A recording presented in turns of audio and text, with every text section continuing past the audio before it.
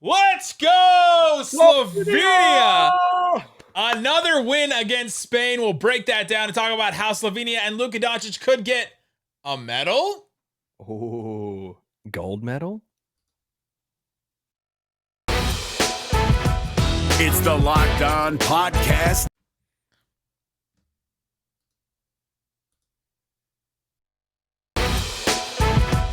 It's the Locked On Podcast Network, your team every day. I'm Luka Doncic, and this is Locked On Mavericks podcast. Dallas Mavericks are NBA champions.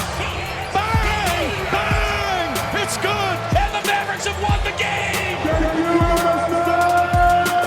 If you don't believe, you shouldn't be here.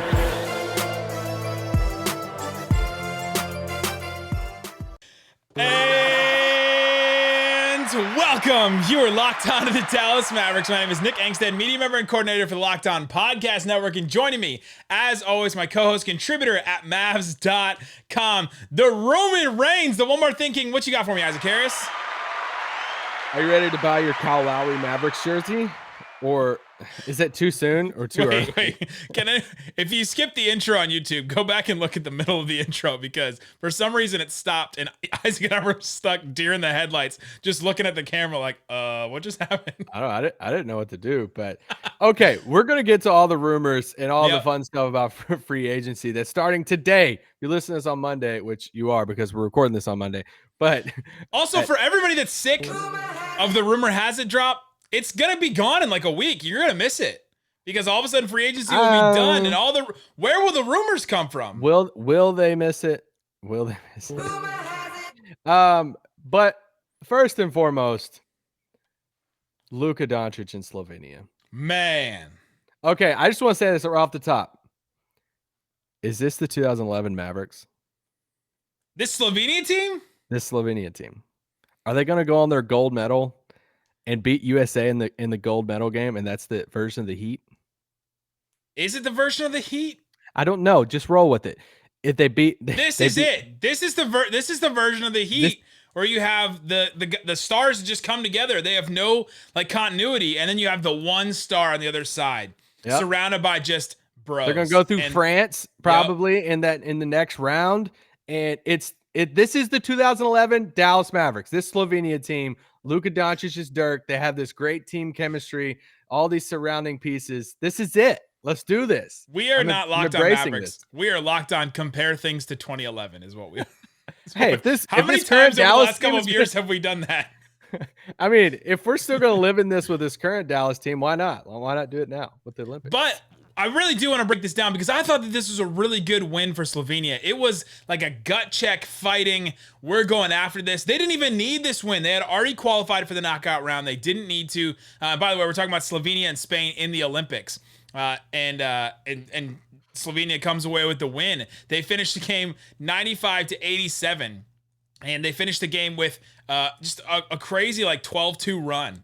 It just came out of nowhere. I was watching it on replay and I was like, man, Spain only scores 2 more points the rest of the game. We'll get to the end there. But this was just a gut check win for Slovenia, I thought. Yeah, I think this was a game that I needed. A guy who I come in, I swoop in, and this is the first time I'm really watching a Slovenian national team for the most part, outside of like Luka Dragic, those highlights in Eurobasket, all that. But I needed this just to see how far I think this Slovenia team could go, because this was, even though this performance was still impressive by Luka, it was, I think for a lot of people, it was, okay, this team, Luka, he's going to have to put up 35-40 every time for this team to keep on winning. I'm not saying the diehard fans who know this team. I'm talking about fans who are not used to this team. I think that was the perception. And then this win against this Spain team was, oh, okay. They might not have to have a 40-pointer by Luka every single time for them to have a big win. They didn't even get a 20-pointer from Luka in this one. Luka, 12 points. I think he finished with like 14 rebounds or something like that. But yeah, only 12 points for Luka. And it's because that was by design and kind of foul trouble. Spain packed the paint. They were going box and one against him. They were trapping him. They were going double. They were just anything that they could do against him.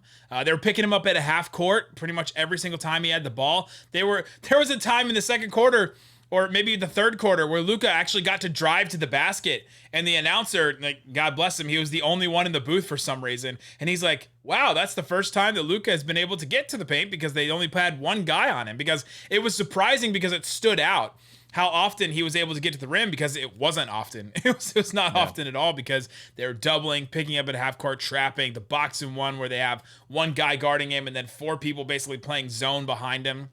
It was just a wild attempt from Spain to try and control Luka. And to Luka's credit, he does this. And we're not surprised by this. Slovenia fans are not surprised by this. Mavericks fans are not surprised by this. But I feel like a lot of pundits, media people, other fans, whatever. Casuals. The casuals.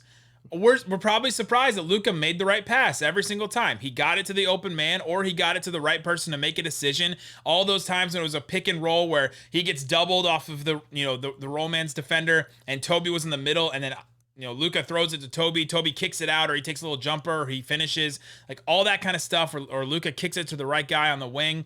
He did all that stuff, and he did it all, and didn't have to just do it himself, because he doesn't care. He doesn't care how much he scores. He doesn't care, how many points he scores, unless he's going for a record, right? Like, unless he's close to a record, that's the only time that he really cares about that stuff. He just wants to win the game, and I thought this was a great example of that. Oh yeah, 100%. And to see these other guys hit threes, and to see these other guys like Mike Toby, yesterday's podcast, I said something of like, hey, like other centers around the league would want to play with Luka because you benefit playing with Luka. And I was like, look at Mike Toby, how much he's benefiting. And some fans are like, hey, you're discrediting Mike Toby. I'm like, I didn't say you were. Sucked. Let's be real. You were a little bit. I'm just saying that you can be good and still benefit by playing with Luka Doncic. But I just love seeing Luka so happy, man. He's posting all these pictures. He seems so happy. I'm happy to watch his team. This team is so much fun to freaking watch play basketball. And I was on the phone with somebody today, and they said, all right, if Slovenia makes it to the gold medal game against USA, who are you rooting for? I was like, this is like asking me if I would rather like want the Lakers or the Mavericks to win. Like, at this point, I mean, we're completely transitioned over. I know. I'm like, that's not even a question for me. Give us our dual citizenship or our double passports. In Slovenia, I'm rooting for them every single time in that. Yes. So I'm sure somebody will comment in the YouTube and be like, oh, you're not. By the way, Mike Toby finished with 16 points, 14 boards in this game. Let's go. 3 assists. 3 assists were important because it was all those breaking the zone kind of and the traps kind of plays that he made. Propelic finished with 15 points of his own as well. You had Chanchar with 22 points. He was 4 of 7 from 3. You had a couple other guys hitting some threes there. Can we get him from Denver? Finished. I know. Denver. What are you're not doing anything with? We him, get right? him. We traded for Dragic. We get Toby. Come on, Igor. Luka finished with 12 points, 14 rebounds. Like I said, 9 assists for Luka. He was making the right pass, doing the right things. So they beat Spain. Yeah. Now they go into Monday night. They play Germany, which tonight. Love you, Dirk. Yes, tonight. Love you, Dirk, but you're not there. I think the real question is, he's not playing, so don't be surprised if you don't see him. What if this was like a few years ago and Dirk was playing? Who would you root for then? That's the hard one. Ooh.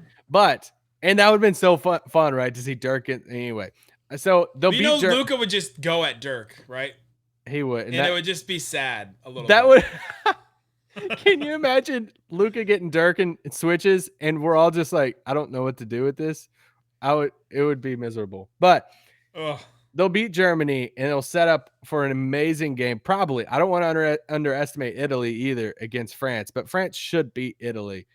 But if they face off against France, a team that beat USA, obviously, in qualifying, that will be a heck of a game, Slovenia versus France. And so if they could pull off the victory against France, which would be a massive win for them, to face off then in the gold medal game on Friday against probably Team USA, but that will be an epic showdown.